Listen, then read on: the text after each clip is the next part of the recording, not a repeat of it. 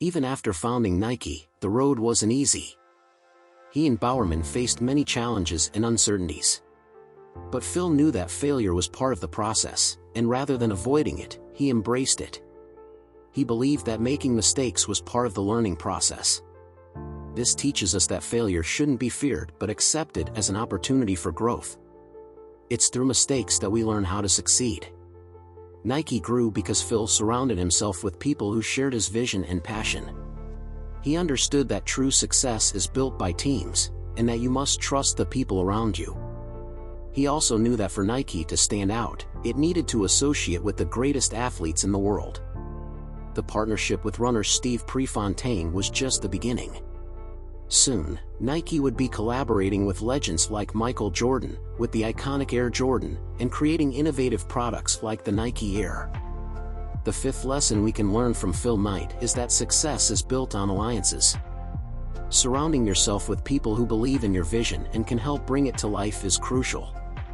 The power of a team is greater than any individual.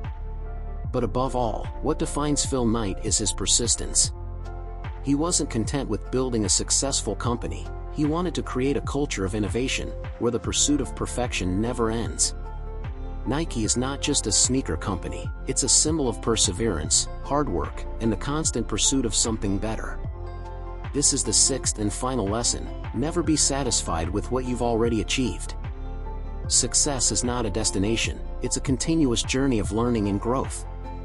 Phil Knight's story reminds us that the road to success is full of ups and downs.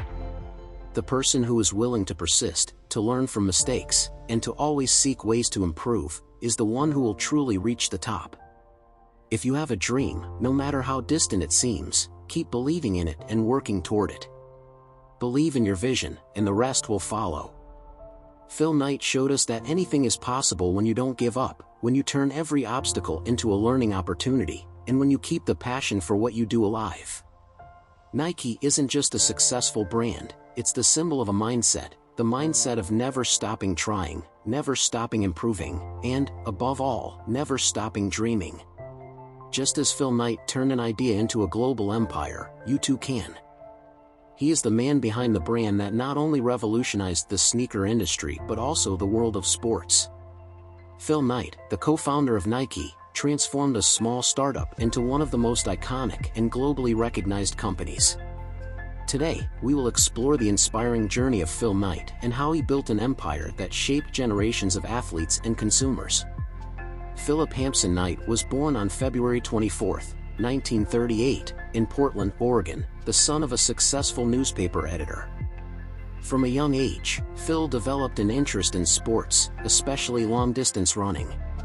Although he had a comfortable childhood, Phil always sought more. He always wanted to do something unique and grand. During his youth, Phil attended the University of Oregon, where he began running for the track team. It was during this time that he met Bill Bowerman, his coach and future co-founder of Nike. Bowerman had an obsession with improving athletes' performance through equipment innovations, particularly running shoes. Together, they began developing ideas that would later form the foundation for the creation of Nike. After graduating and completing an MBA at Stanford University, Phil decided to travel to Japan. There, he discovered a company called Onitsuka, known for producing high-quality sneakers at affordable prices. Knight believed he could import these shoes to the United States and sell them to runners like himself, offering a cheaper alternative to the European shoes dominating the market at the time. With a vision in mind, Phil returned to the United States and founded Blue Ribbon Sports in 1964. At first, he sold Onitsuka shoes directly from the trunk of his car at running competitions. Although it seemed like a modest start, Phil knew he was building something much larger than just selling shoes. He was planting the seeds of a brand that would change the world.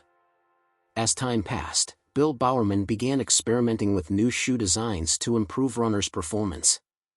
In one of these attempts, he used a waffle iron to create an innovative sole with more traction and lightweight, which would become one of Nike's first major successes. Phil and Bowerman realized that to truly grow, they needed to create their own brand rather than rely solely on Onitsuka. In 1971, Phil Knight and his team decided it was time to create their own brand. The name Nike was inspired by the Greek goddess of victory, and the iconic swoosh, a symbol now recognized worldwide, was designed by a young design student named Carolyn Davidson. Phil paid just $35 for the logo that would become one of the most valuable brands on the planet. Nike began to grow rapidly, especially by associating with great athletes.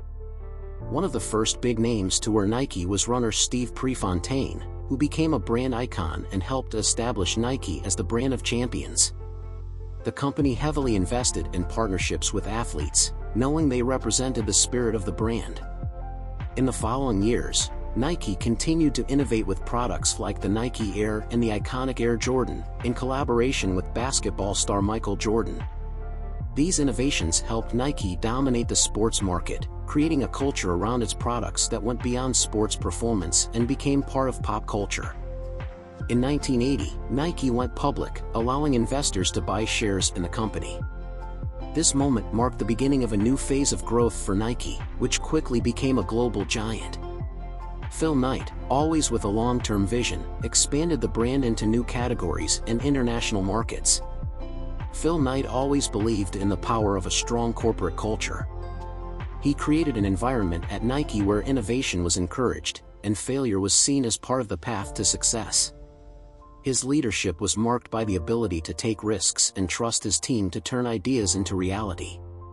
Today, Nike is one of the most valuable brands in the world, present on virtually every continent and associated with some of the greatest athletes in history. Phil Knight's vision, which began with selling shoes out of the trunk of his car, has transformed into a global empire that continues to innovate and lead the sports market. Phil Knight stepped down as CEO of Nike in 2004, but his legacy lives on. Phil's story is an example of how a clear vision, combined with persistence and the ability to take risks, can transform a simple idea into something extraordinary. Nike is not just a brand, it is a symbol of innovation, determination, and overcoming challenges. We've all dreamed of creating something great, something that can impact the world and leave a legacy. But often, doubt and fear of failure stop us from moving forward. The story of Phil Knight, co-founder of Nike, is living proof that great achievements are not born from a challenge-free path, but from the ability to persist through difficulties and believe in your own potential. Phil Knight didn't start at the top. He grew up in a typical family in Portland, Oregon, and like many of us, he had big aspirations. From a young age, Knight was passionate about long-distance running, and this passion for sports fueled his competitive spirit and his desire to always strive for the best. The first lesson we learn from Phil is that it doesn't matter where you come from, what matters is how willing you are to work hard to turn your passions into something concrete. He followed his passion for athletics and enrolled at the University of Oregon, where he met Bill Bowerman, his future business partner and mentor. It was Bowerman who taught Phil the importance of constantly seeking ways to improve, to innovate, and to never settle for the status quo. This is the second powerful lesson: if you want to make a difference, you need to work hard to always improve and never accept mediocrity. Phil knew he wanted to do something great. When he traveled to Japan and discovered the Onitsuka Company, he saw an opportunity that many others would have ignored. He believed he could import these shoes to the US and offer them to runners like himself. This is where we find the third lesson: success doesn't come to those who just dream, but to those who see opportunities where no one else does and have the courage to act. But Phil Knight's path was far from easy. When he returned to the US and founded Blue Ribbon Sports, which would later become Nike, he started by selling shoes out of the trunk of his car. Most people, faced with that level of difficulty, would have given up. But Phil didn't. He deeply believed in what he was building and knew that with hard work, things would improve. And here is one of the most important lessons: success rarely comes immediately.